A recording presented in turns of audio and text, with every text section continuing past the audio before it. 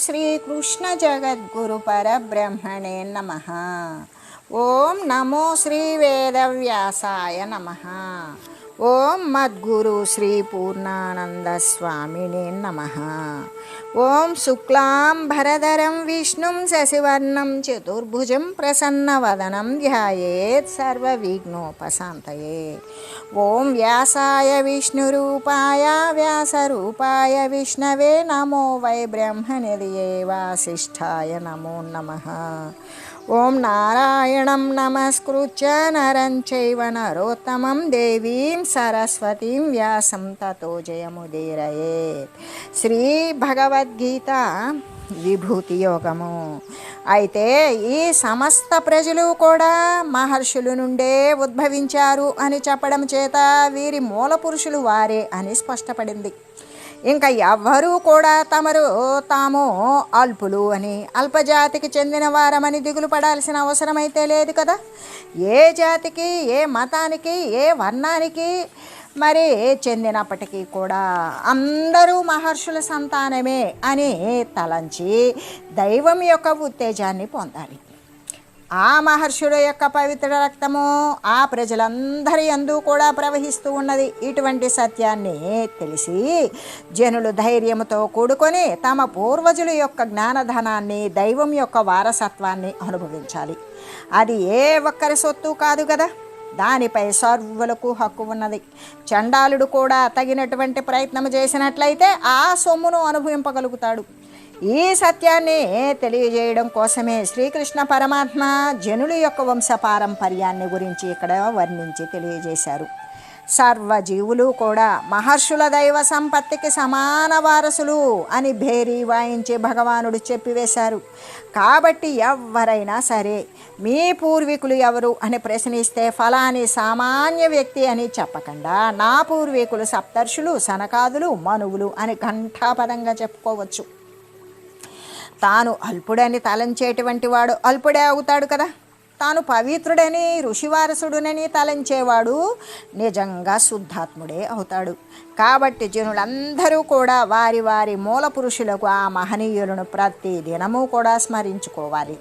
వారిలాగానే భగవద్భావంతో కూడుకొని సంసార బంధాన్ని విచ్ఛిన్నం చేసుకొని పరమశాంతినే అనుభవించాలి. ఇక్కడ పూర్వజులలో అంటే మన పితరులలో మూల పురుషులలో సనకాదులు జనులకు నివృత్తి మార్గాన్ని తెలియజేశారు.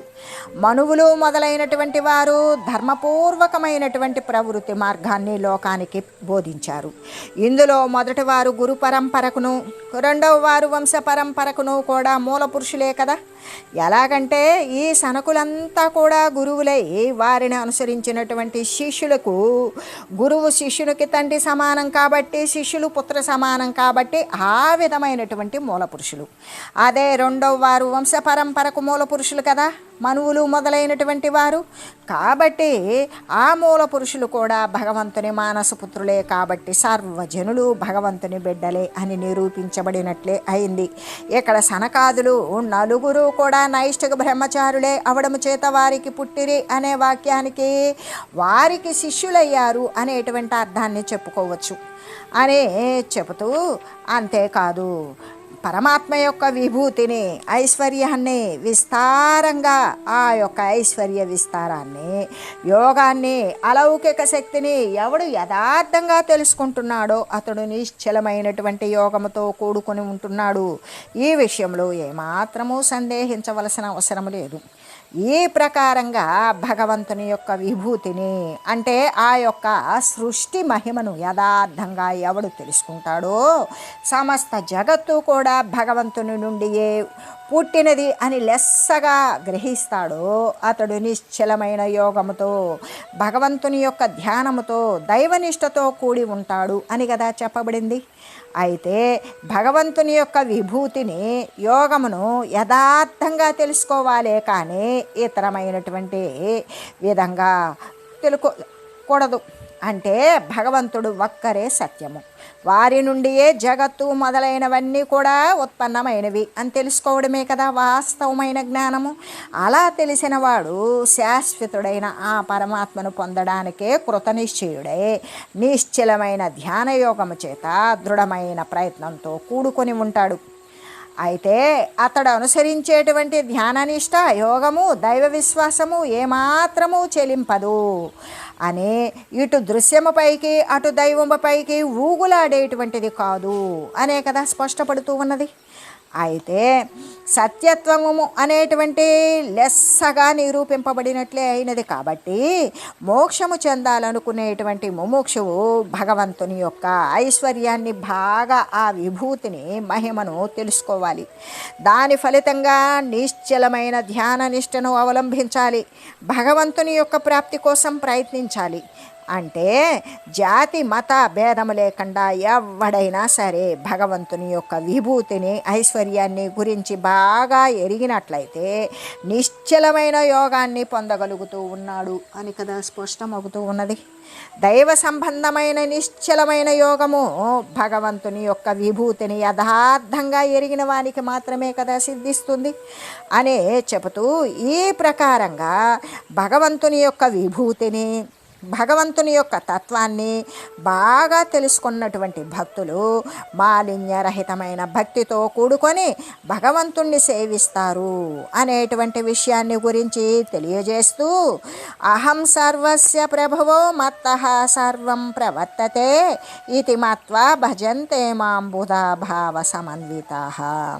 నేను సమస్త జగత్తునకు కూడా ఉత్పత్తి కారణమైన వాడను, నా వలననే సమస్తము నడుస్తూ ఉన్నది అని వివేకవంతులు తెలుసుకొని పరిపూర్ణ భక్తిభావముతో కూడినటువంటి వారై నన్ను భజిస్తూ ఉన్నారు. నన్ను అంటే పరమాత్మతత్వాన్ని భజిస్తూ ఉన్నారు. ఎందుకు అంటే ఆ యొక్క పరమాత్మ సమస్త జగత్తుకు కూడా ఉత్పన్న కారణమైనటువంటి వాడు.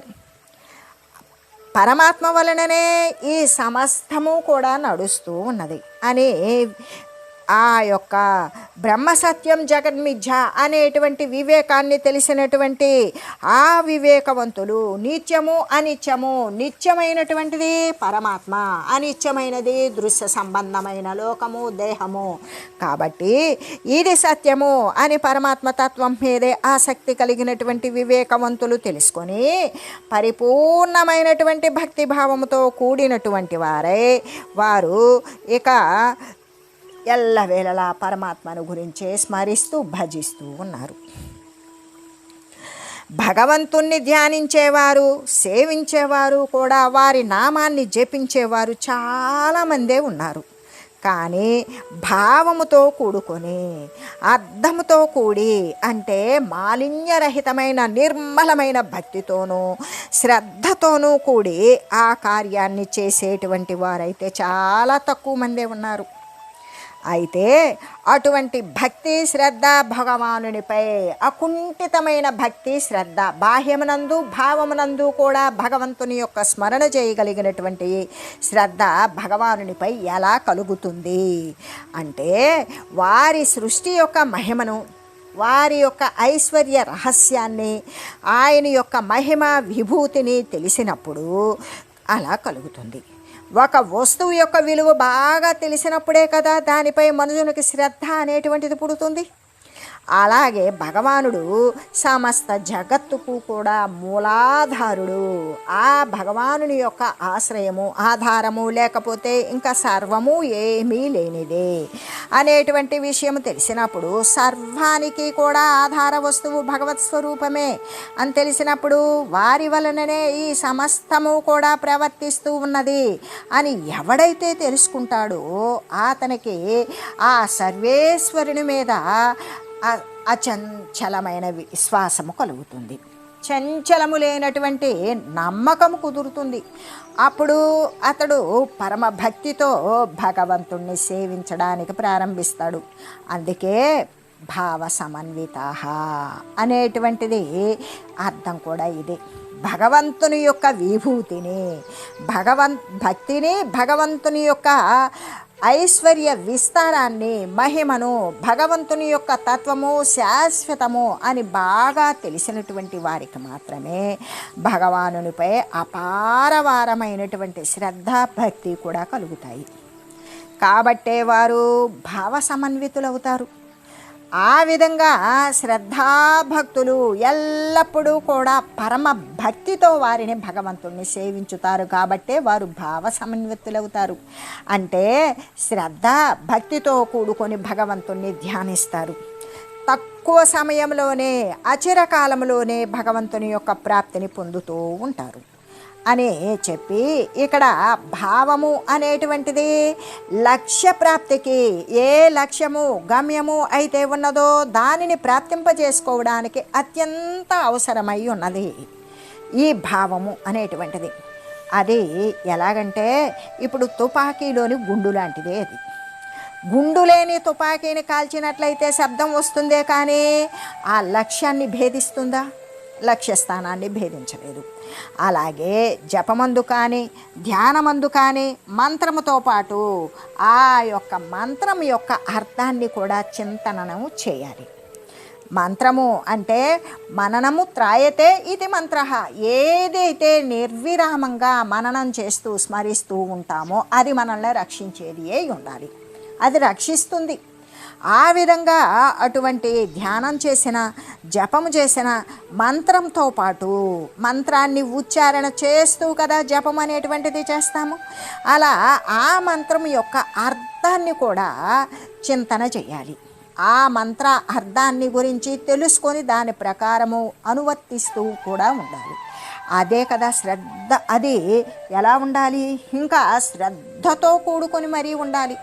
కాబట్టే మనకి అందుకే భావ సమన్విత అనేటువంటి విషయాన్ని గురించి తెలియజేసి, అసలు ఈ భావ సమన్విత అనే పదాన్ని ఎవరు గమనించుకోవాలి అంటే మోక్షము చెందాలి అని అత్యంత శ్రద్ధ కలిగి ఉన్నటువంటి ముముక్షువులు అతి జాగ్రత్తతోటి గమనిస్తూ ఉండాలి.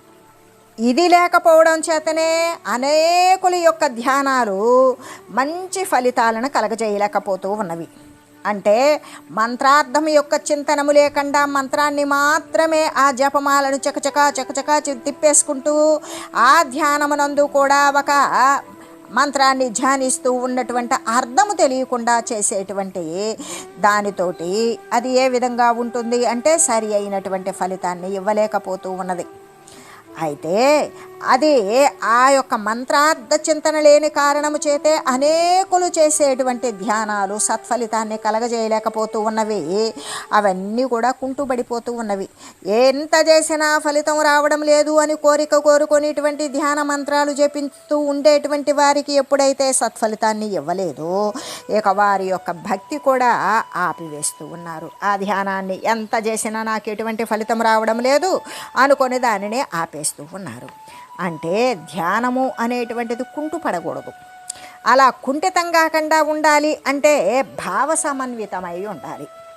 భావ సమన్వితము అంటే మంత్రార్థం యొక్క చింతనము చేయాలి. ఏ మంత్రాన్ని మనం స్మరిస్తూ జపిస్తూ తపిస్తూ ఉన్నామో దాని యొక్క అర్థం తెలుసుకొని దాని ప్రకారం 1116 చేయక్కర్లా 16 సార్లు చేసినప్పటికీ మంత్ర అర్థ సహితముగా చేసినటువంటిదే సత్ఫలితాన్ని కలగజేస్తూ ఉంటుంది. అంటే భావం కలిగి ఉన్నట్లయితే ఆ భావముతో కలిగి ఉన్నటువంటి భక్తే ఉత్పన్నం కావాలి. అలా భక్తి ఉదయించాలి అంటే దేవత్వము, దైవత్వము, భగవత్తత్వము ఇట్టిది అని భగవంతుని యొక్క దైవ మహిమ ఇట్టిది అని స్పష్టంగా తెలిసి ఉండాలి. అలా తెలిసున్నప్పుడే ఈ రహస్యాలన్నీ కూడా ఇలా తెలిసి ఉన్నప్పుడు మాత్రమే వానికి చక్కని ధ్యానము, తపము, మంత్రార్థ చింతన అనేటువంటిది కలుగుతూ ఉంటుంది అని చెబుతూ ఈ సమస్త జగత్తుకి కూడా ఉత్పత్తి కారణమేమిటి, ఎవని వలన ఈ సమస్తము కూడా ప్రవర్తిస్తూ ఉన్నది అంటే సమస్త జగత్తుకి ఉత్పత్తి కారణము పరమాత్మయే కదా. ఆ పరమాత్మ వలననే కదా ఈ జగత్తంతా కూడా నడుస్తూ ఉన్నది. భక్తి భావంతో కూడుకొని శ్రద్ధతో కూడుకొని భగవంతుణ్ణి ధ్యానించాలి, సేవించాలి. అని చెబుతూ అటువంటి శ్రద్ధాభక్తులు జీవునికి భగవతత్వము, భగవంతుని యొక్క విభూతి బాగా తెలుసుకున్నప్పుడు ఉత్పన్నమవుతాయి. అంటే పరమాత్మయే సమస్తానికి కూడా కారణభూతుడు, అతని వలననే ఈ జగత్తంతా ప్రవర్తిస్తూ ఉన్నది అని తెలిసినప్పుడే శ్రద్ధ, భక్తి అనేటువంటి జీవునికి ఏర్పడతాయి. అటువంటి భక్తులు ఏ ప్రకారంగా దైవ చింతన యందు కాలం గడుపుచూ ఉన్నారు అనేటువంటి విషయాన్ని గురించి తెలియజేస్తూ మచ్చిత్తామద్గత ప్రాణ బోధయంతః పరస్పరం కథయంతశ్చ మాం నిత్యం తుష్యంతి చ రమంతి చ. వారు అటువంటి భక్తి కలిగినటువంటి వారు, పరమాత్మయందు మనసు కలిగిన వారు, పరమాత్మను పొందినటువంటి ప్రాణులు అంటే ప్రాణ ఇంద్రియాలు. ఏది? సమానవాయువు, యానవాయువు, ఉదానవాయువు, ప్రాణవాయువు, అపానవాయువు అనబడేటువంటి పంచప్రాణాలు. ఇంకా కూడా ఇంద్రియాలు, అంతరేంద్రియాలు, జ్ఞానేంద్రియాలు, పంచప్రాణాలు, పంచతన్మాత్రలు, కర్మేంద్రియాలు అనబడేటువంటి ఈ ఇంద్రియాలు కలిగినటువంటి వారు, లేకపోతే నా పట్ల అంటే భగవంతుని పట్ల, పరమాత్మ పట్ల ప్రాణాన్ని అర్పించిన వారు అయ్యి పరమాత్మను గురించి ఒకరితో ఒకరు బోధించుకుంటూ, ఒకరితో ఒకరు సంభాషించుకుంటూ, ఒకరితో ఒకరు ముచ్చటించుకుంటూ ఎల్లప్పుడూ కూడా సంతృప్తిని, ఆనందాన్ని పొందుతూ ఉంటారు. అంటే తదేవ అవలోకయతి, ఏం చూస్తున్నారు? పరమాత్మ తత్వాన్ని, శాశ్వత తత్వాన్ని గురించే చూస్తూ ఉన్నారు. తదేవ భాషయతి, తదేవ చింతయతి, ఆ యొక్క పరమాత్మ తత్వాన్ని చింతన చేస్తూ ఉన్నారు, దానిని గురించే మాట్లాడుతూ ఉన్నారు. అంటే అది ఒక ఏకాగ్రతతో నిండినటువంటి ధ్యానము, తపస్సు, భావ సమన్వితమై ఉన్నటువంటిది. ఆ విధంగా ముచ్చటించుకుంటూ ఎల్లప్పుడూ సంతృప్తిని, ఆనందాన్ని పొందుతూ ఉన్నారు. అంటే భగవంతుని యొక్క భక్తి కలిగిన వారు ఎలా ప్రవర్తిస్తారు అనేటువంటి విషయాన్ని గురించి తెలుసుకుంటే సామాన్య జనుల యొక్క మనసు కానీ, చిత్తము కానీ, ప్రాణము, ఇంద్రియాలు ఇవన్నీ కూడా ప్రాపంచక సంబంధమైన, దృశ్య సంబంధమైన విషయాలు ఎందే తిరుగాడతాయి కదా. కానీ భగవంతుని యొక్క మహిమను గుర్తెరింగినటువంటి మహనీయుల యొక్క ఆకరణాలన్నీ కూడా, అంటే ఆ యొక్క అవయవాలన్నీ కూడా, ఆ ఇంద్రియాలు అన్నీ కూడా పరమాత్మ యందే సంలగ్నమై ఉంటాయి. ఎలాగంటే ప్రాపంచక విషయాలు ఎందే సామాన్య జనుడి యొక్క మానవ ప్రాణాలు, ఇతరత్ర ఇంద్రియాలు ఇవన్నీ ప్రాపంచక సంబంధమైన విషయాల యందు తిరుగాడితే భగవంతుని యొక్క మహిమను తెలిసినటువంటి మహనీయుల యొక్క అవయవాలన్నీ కూడా కరణములుగా మారి పరమాత్మ యందే సంలగ్నంగా ఉంటాయి. కరణములు అంటే అవి కూడా ఇంద్రియాలే, అవయవాలే. ఏ లక్ష్యము నైనా సరే పొందాలి అన్నప్పుడు మనసు ఏం చేస్తుంది? తదేకమైన నిష్టతో దానిని గురించే చింతన చేస్తూ ఉంటుంది కదా. అది ప్రాపంచక లక్ష్యము కానీ, దైవ లక్ష్యము కానీ దేనిని పొందాలన్నా, ఏది వాడు అకుంఠితంగా ఇష్టపడినా, వాడికి మనఃపూర్వకంగా ఇష్టమైనప్పుడు ఏం చేస్తాడు అంటే తదేక నిష్టతో ఇక ఆ వస్తువు గురించే ఇది భౌతికమైన, ఆధ్యాత్మికమైనా సరే దానిని గురించే చింతన చేస్తూ ఉంటాడు. అజ్ఞానుడు అస్ఫిరములైన భౌతిక పదార్థాల యందు చింతన గావిస్తూ ఉంటారు. అదే జ్ఞానులు శాశ్వతమైన దైవ వస్తువునందు తమ దృష్టిని కేంద్రీకరిస్తారు. ఈ విధంగా అంటే ఏ లక్ష్యాన్ని పొందాలన్నప్పటికీ కూడా భౌతికమైన, పారమార్థికమైన సరే తదేక నిష్టతో ఆ యొక్క విషయాన్ని గురించే చింతన చేస్తూ ఉంటారు కదా అని చెబుతూ, అదే అజ్ఞానులు అంటే పామరజనులు అస్థిరమైన భౌతిక దృశ్య పదార్థాలను కోరితే, జ్ఞానులు శాశ్వతమైన దైవ వస్తువునందే తమ యొక్క దృష్టిని కేంద్రీకరిస్తారు. భక్తులు, జ్ఞానులు, పరమ భాగవతోత్తములు భగవానుని అవ్యయత్వాన్ని, మహిమను గుర్తెరిగినటువంటి వారే ఎల్లప్పుడూ కూడా ఆ పరమాత్మను గురించే ఒకరికొకరు బోధించుకుంటూ చెప్పుకుంటూ ఉంటారు. ఎలాగంటే భక్తులైనటువంటి వారు, జ్ఞాన విచారణ చేసేటువంటి వారు, పరమ భాగవతోత్తములు కూడా భగవానుని యొక్క శాశ్వతత్వాన్ని, భగవంతుని యొక్క ఐశ్వర్యాన్ని, భగవంతుని యొక్క ప్రభావాన్ని, భగవంతుని యొక్క మహిమాతిశయాన్ని గుర్తిరుగుతారు. అలా గుర్తించినటువంటి వారై ఎల్లప్పుడూ కూడా ఆ పరమాత్మను గురించే ఒకరితో ఒకరు పరస్పరం కూడా చెప్పుకుంటూ, బోధించుకుంటూ దాని గురించే విచారణ చేస్తూ ఉంటారు. దీన్నే ఏమంటారు అంటే బ్రహ్మాభ్యాసము. అభ్యాసం చేస్తూ ఉంటారు. అవ్యక్త పరబ్రహ్మ స్వరూపాన్ని గురించి ఎల్లవేళలా కూడా అభ్యాసాన్ని, అనుసంధానం అనేటువంటిది చేస్తూనే ఉంటారు. వారు ఏది మాట్లాడినప్పటికీ అది దైవ సంబంధమైనటువంటి విషయమే అయి ఉంటుంది. ఇంకా ఇతరమైనటువంటి దేని గురించి కూడా వారు ఏమాత్రము ప్రసంగించరు.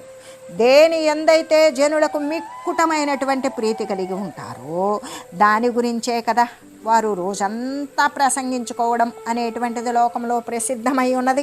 అది మనందరికీ కూడా విదితమై ఉన్నటువంటిది, తెలిసిన విషయమే. సామాన్యులకు క్షుద్రములైనటువంటి, అస్థిరములైనటువంటి, నశించిపోయేటువంటి ప్రాపంచక వస్తువులు ఎందే ఎక్కువ ప్రీతి ఉంటుంది. కాబట్టి వారు ఎప్పుడు నోరు తెరిచినప్పటికీ కూడా వాటి సంబంధమైన మాటలు, వాక్యాలు, ప్రసంగాలే వస్తూ ఉంటాయి.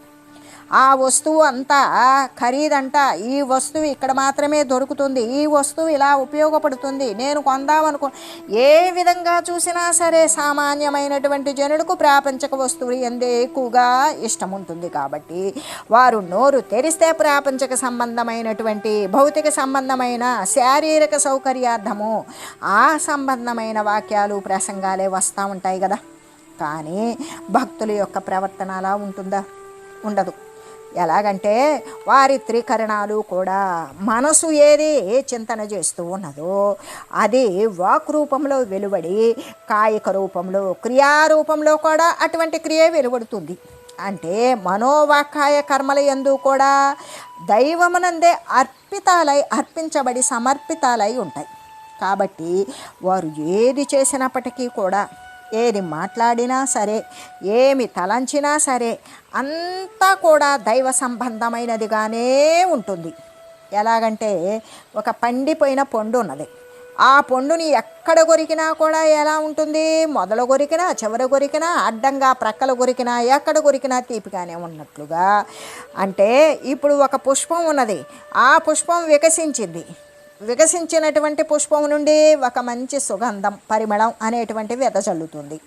అటువంటి తన చుట్టూ పరిమళాన్ని ఆ వికసించిన పువ్వు వెదజల్లినట్లుగానే వారి ఉపాధి నుండి, అంటే ఈ యొక్క భక్తుల యొక్క ఉపాధి నుండి ఎల్లడలా కూడా దైవ సంబంధమైనటువంటి గంధమే, దైవ సంబంధమైనటువంటి మాటలే, దైవ సంబంధమైనటువంటి సంభాషణ, ప్రసంగము మాత్రమే బయటకు వస్తూ ఉంటుంది. అందుకే బోధయంతః పరస్పరం అంటే ఒకరికొకరు బోధించుకోవడం వలన ఒకరు చెప్పినప్పుడు మరొకరు వింటారు, మరొకరు అడిగినప్పుడు ఇంకొకరు చెప్తారు. ఈ విధంగా ఒకరికొకరు బోధించుకోవడం వలన తత్వము అనేటువంటిది, శాశ్వత తత్వము దృఢపడిపోతుంది. అప్పుడు సంభాషణల యందు అనేక ప్రశ్నలు ఉత్పన్నమైతే అవ్వవచ్చుగాక, అనేక ప్రశ్నలు ఉదయిస్తే ఉదయించుగాక, పెక్కు దృష్టికోణాల నుండి కూడా విచారిస్తారు. అలా విచారించడం అనేటువంటిది అనేక ప్రశ్నలలో భాగంగానే సంభవిస్తుంది. కాబట్టి మోక్షము చెందాలి అనుకున్నటువంటి ముముక్షువులకు సత్సంగము అత్యావశ్యకము. సత్సంగము, సత్తు, సార వస్తువు అనేటువంటిది శాశ్వతమైన వస్తువుకు వచ్చినటువంటి పేర్లే ఇవన్నీ కూడా. కాబట్టి ఆ సత్తు, దానికి సంగము, దానిని కలిగి ఉండడం, సత్తు యందు సంబంధము పెంచుకోవడం, సంబంధం కలిగి ఉండడం అనేటువంటిది సజ్జనుల యొక్క సాంగత్యాన్ని చేస్తారు. సాధు మహనీయుల సేవను చేస్తారు, వారి బోధామృతాన్ని పొందుతారు, జ్ఞానంలో పరివర్తన అభివృద్ధి చెందుతుంది. ఆ ప్రకారంగా దైవ మార్గంలో పయనించి దైవత్వాన్ని పొందేటువంటిది, చేసేటువంటిది ముముక్షువులకు సత్సంగము, సజ్జన సాంగత్యము అనేటువంటిది అత్యంత అవసరం. ఎందుకు అంటే ఇప్పుడు ముముక్షువులు అంటే ఏ నాస్తికులతో కూడి చేరరాదు. నాస్తికులు అంటే దైవమే లేదనేటువంటి మూఢుడు. అటువంటి నాస్తికత్వంతో కూడి ఉన్నటువంటి మనుషులను వారు ఎప్పటికీ కూడా చేరకూడదు. ఎందుకు? వాళ్ళు కూడా పారమార్థికమైనటువంటి చింతన చేసినట్లుగా ఆ విధమైనటువంటి ప్రసంగాలకు దగ్గరగా ఉన్నట్లుంటారే కానీ పరమాత్మతత్వాన్ని వాళ్ళు ఎప్పుడూ కూడా అంగీకరించరు, ఆశ్రయించరు అని చెబుతూ, అందుకే నిత్యం తుష్యంతి రమంతి అని చెప్పారు. అది ఎందుకు చెప్పారు అంటే భాగవతులు అన్నప్పుడు భక్తి జ్ఞాన వైరాగ్య స్థితిపరులు. అటువంటి ఆ స్థితిపరులు ఎల్లప్పుడూ కూడా పరమ తృప్తిని పొంది ఉంటారు. గొప్పదైన ఆనందము ఏదో ఒక కాలమున కాదని ఎల్ల కాలములలో కూడా తాండవిస్తుంది అని పూర్తి విశదమే అర్థమవుతున్నది కదా. అంటే దైవానికి ఆయత్తము చేసినటువంటి చిత్తము, దైవానికి సమర్పించేశాడు తన యొక్క చిత్తాన్ని. తన చిత్తము దైవం యొక్క ఆచరణాలను అంటి ఉన్నది, దైవం యొక్క సాంగత్యాన్ని అంటి ఉన్నది. అప్పుడు అటువంటి దైవాయత్త చిత్తునకు తృప్తి లేకపోవడం కానీ దుఃఖము కలగడం కానీ జరుగుతాయా? అసలు ఎలా కలుగుతాయి? ఎందుకంటే శాశ్వతమైనటువంటి పదార్థమే కదా ఆత్మ, ఆ భగవత్తత్వము, ఆ దైవము. అటువంటి సర్వవ్యాపకమైనటువంటి ఆ యొక్క పరబ్రహ్మస్వరూపము, ఆత్మస్వరూపము, పరమాత్మస్వరూపము, దైవస్వరూపాన్ని ఆశ్రయించినటువంటి వారికి అసంతృప్తి అనేటువంటిది ఉంటుందా? సర్వము కూడా అక్కడ నుండి జాలువారేటప్పుడు తాను పరబ్రహ్మమునందు ఐక్యమైనప్పుడు ఆ పరబ్రహ్మమునకు మించినటువంటి పదార్థం మరొక కోరిక కలిగి ఉంటాడా వాడు? అందుకే వానికి ఎటువంటి అసంతుష్టి అనేటువంటిది, అసంతృప్తి అనేది ఉండదు. ఏ కాలమునందు కూడా వాడికి దుఃఖము కానీ ఏ కోసమైనా రవంతైనా సరే వాడిని దుఃఖము అనేటువంటిది దరిచేరదు అని తెలియజేస్తూ, ఓం మంగళం పావన గీతామాత జయ మంగళం భక్తజనావని బంధ విమోచని భవభయహారిణి భవ్యదాయిని మంగళం. ఓం మంగళం శ్రీ కురుక్షేత్ర రణక్షోణి విహారిణే పార్థసారథి రూపాయ గీతాచార్యాయ మంగళం. ఓం మంగళం మహత్.